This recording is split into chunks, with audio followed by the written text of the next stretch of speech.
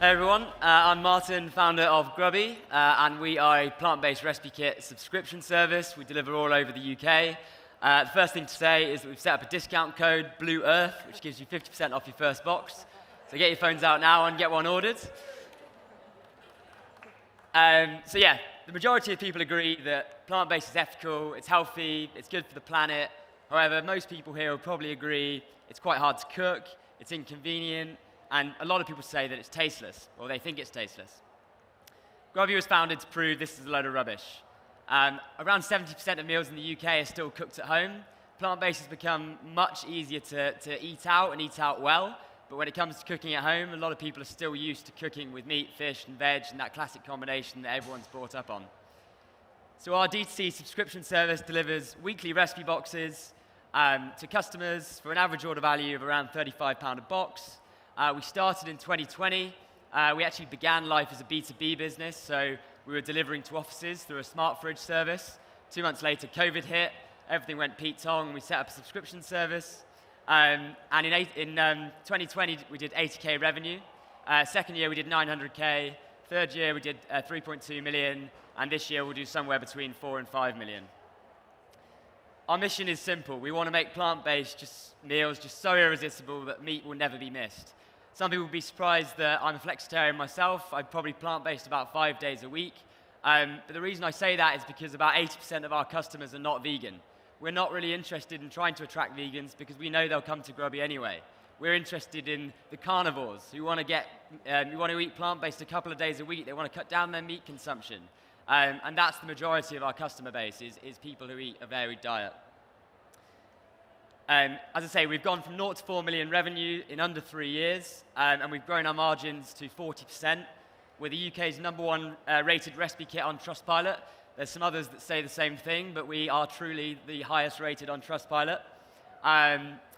We have acquired over 50,000 customers since we launched. We're doing around 12,000 orders a month, and we have the biggest choice of plant-based recipes anywhere in the market that beats Gusto, HelloFresh, Mindful Chef, hands down. This year, we've consciously slowed growth to focus on profitability. We had a sales team of around 75 people. We've cut that right down, and we've looked at the channels that are getting us the highest retention customers and those that are staying with us for a long time. Our active customer spend, on average, those who are active with us, have spent over £588 to date, and that's 22 orders each of those customers that are active right now. This year, we've more than doubled our retention year on year, and we've reduced our burn rate by 80%. And we've just landed in Tesco last week. Thanks. It's been a bit of a baptism of fire this last couple of weeks, but we've sold over 4,000 boxes in Tesco.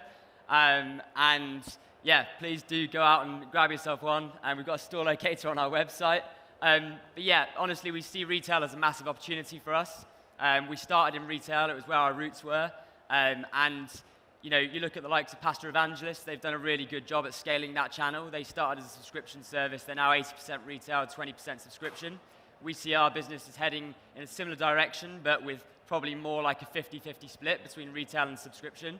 And we see the retail business as offering those who might not want to get into a subscription that easier way to get our product. Lots of people hate subscriptions. Ironically, I sort of hated subscriptions before starting one. That's why we want to see retail grow as a channel, and the recipes there are like super simple, 15-minute recipes. We're only just scratching the surface. We've got more products in the pipeline. We want Grubby to use recipe kits as the foundation and build out our product range with soups, snacks, desserts. And we're also looking at setting up our own plant-based marketplace through our website with our own products and other great sustainable plant-based products that we can sell through that. We're already in conversations with Sainsbury's, and we're tapping up a lot of other people like Gorillas, Deliveroo, and the rest to stock our products. We're currently raising a 3 to 5 million Series A round. We've raised 5 million to date through Angels, VC, and 2 crowdfunding rounds. And the use of funds is effectively to scale our retail business, to drive our core business and the marketing that sits behind that, and to build out our tech and our product proposition, grow those products that I referenced within the retail channel. So that's us. We're looking for investors that share our values and can help us take it to the next level.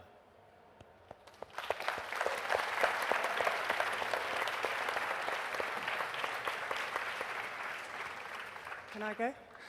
So I'm a Mindful Chef customer, and I've been buying their vegan range because I'm vegetarian.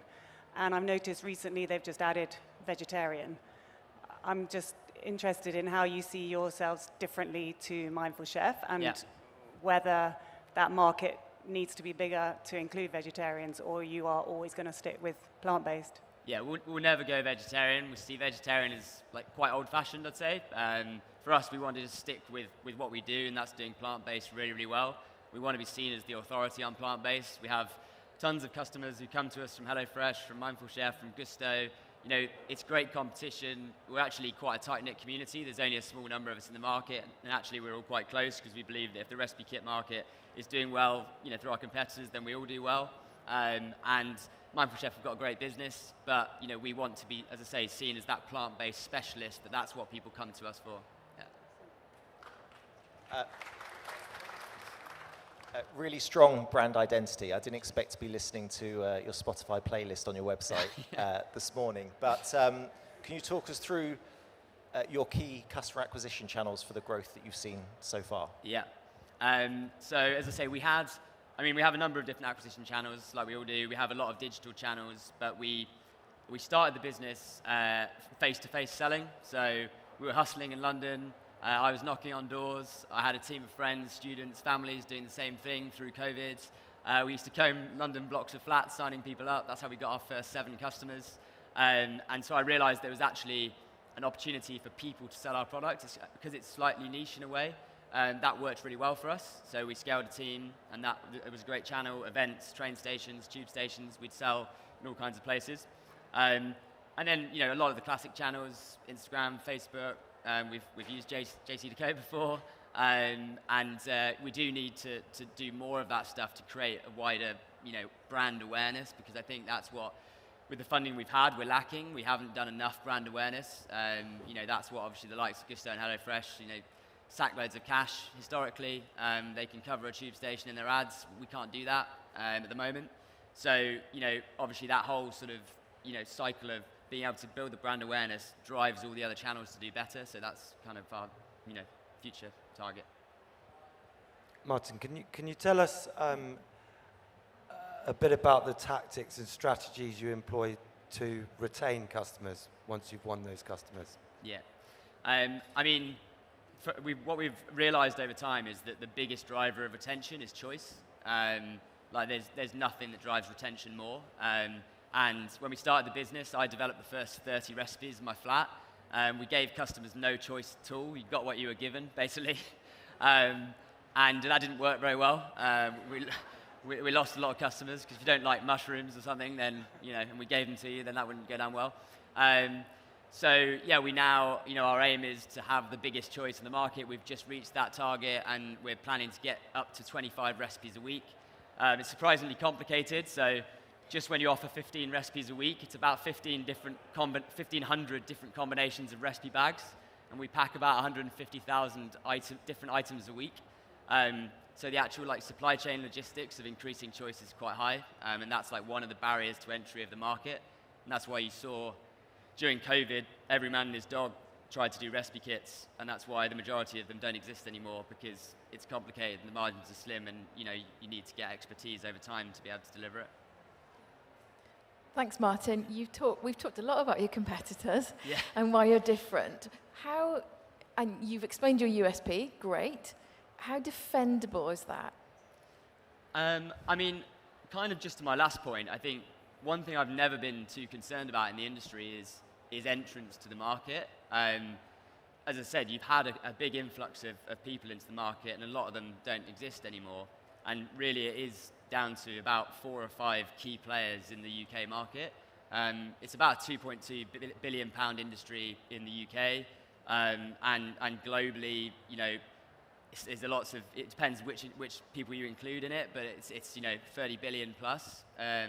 So there's tons of market opportunity out there, and I don't think we have moats that we've developed as a business from our technology. Our tech stack is completely bespoke. We built it from scratch. We don't run off Shopify.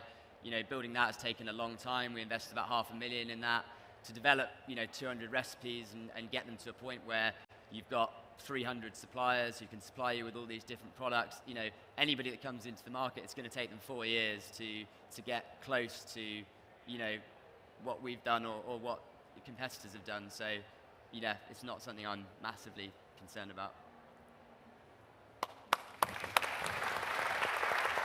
Cheers.